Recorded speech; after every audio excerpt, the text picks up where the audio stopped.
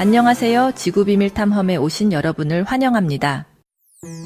지도에서 보면 카자흐스탄은 거대한 땅을 차지하고 있습니다. 세계에서 9번째로 넓은 나라죠. 하지만 인구는 단 2천만 명도 되지 않습니다. 그 거대한 면적에 비해 사람이 거의 살지 않는 듯한 이 땅. 도대체 왜 카자흐스탄은 이렇게 넓고도 비어 있을까요? 오늘 우리는 그 이유를 역사, 지리, 정치, 경제의 다양한 각도에서 들여다보겠습니다. 당신이 몰랐던 카자흐스탄의 숨겨진 비밀이 지금 펼쳐집니다. 우선 지형과 기후를 보면 카자흐스탄의 70% 이상은 끝없이 펼쳐진 초원, 즉 스텝 지대입니다. 나머지는 사막이나 산지로 구성되어 있죠. 여름에는 40도에 육박하는 뜨거운 열기, 겨울에는 영하 40도까지 떨어지는 혹독한 기후가 이곳을 덮습니다. 이런 기후 속에서는 농사를 짓기도 도시를 만들기도 쉽지 않습니다. 그런데 더 큰 문제는 물입니다.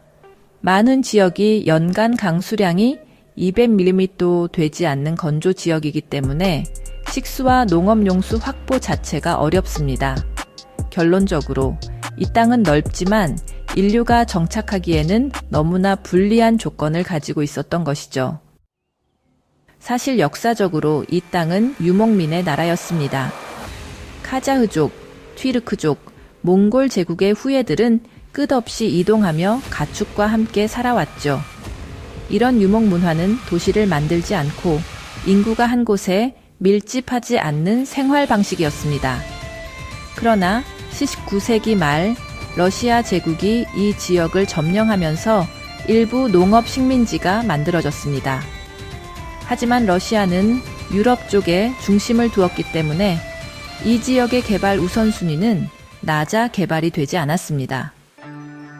카자흐스탄은 소련과 역사적으로 뗄 수 없는 관계인데요. 20세기에 들어서며 카자흐스탄은 소련의 실험장이 됩니다. 그 결과 세미팔라틴스크 핵실험장에서는 1949년부터 1989년까지 무려 4,556회의 핵실험이 이루어졌습니다. 이로 인해 지역 주민들은 방사능 피해에 고통받아야 했고 지금까지도 사람이 살기 어려운 지역으로 남아 있습니다. 한편 바이코누르 우주기지도 이곳에 건설되어 최초의 우주 비행이 이루어진 역사적 장소가 되었지만 해당 지역 역시 정부의 통제해 특별구역으로 남았죠. 또한 천여지 개간 운동을 통해 스텝 지대를 농경지로 바꾸려는 시도도 있었습니다.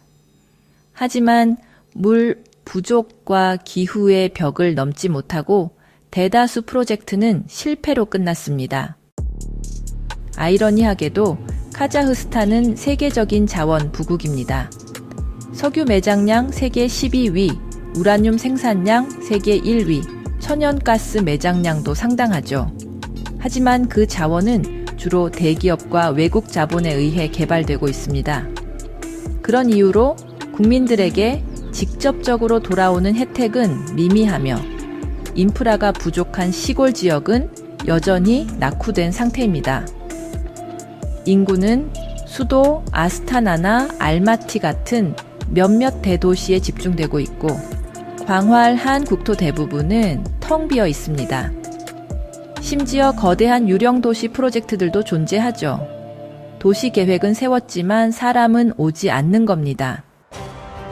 소련 시절 카자흐스탄에는 러시아계, 우크라이나계, 독일계 등 다양한 민족이 강제 이주되어 왔습니다. 하지만 소련이 붕괴한 이후 러시아계 인구는 대거 러시아로 돌아갔고 카자흐족이 다시 주류를 이루게 되었죠. 그래서 현재 인구 밀도는 제곱킬로미터당 약 17명입니다. 서울과 비교를 해보자면 서울은 제곱킬로미터당 약 16,000명으로 무려 2,000배 이상의 차이가 납니다. 거대한 면적에 인구가 희박하게 흩어져 있기 때문에 교통, 통신, 행정 시스템 유지도 굉장히 비효율적입니다. 그렇다면 카자흐스탄의 미래는 어떨까요? 카자흐스탄은 지금 유라시아 물류 허브가 되기 위한 거대한 도전에 나서고 있습니다. 중국의 1대1로 프로젝트에 적극 참여하고 있고 철도와 도로 인프라가 빠르게 확장되고 있죠. 또한 세계 엑스포 유치, 스마트 시티 건설, 디지털 경제 투자 등 다양한 프로젝트로 미래를 준비 중입니다. 하지만 땅이 넓다는 것은 곧 관리 비용도 크다는 의미입니다. 도시와 도시 사이가 너무 멀기 때문에 제대로 된 거점 없이 확장만 해서는 지속 가능하지 않을 수 있다는 의견도 있습니다.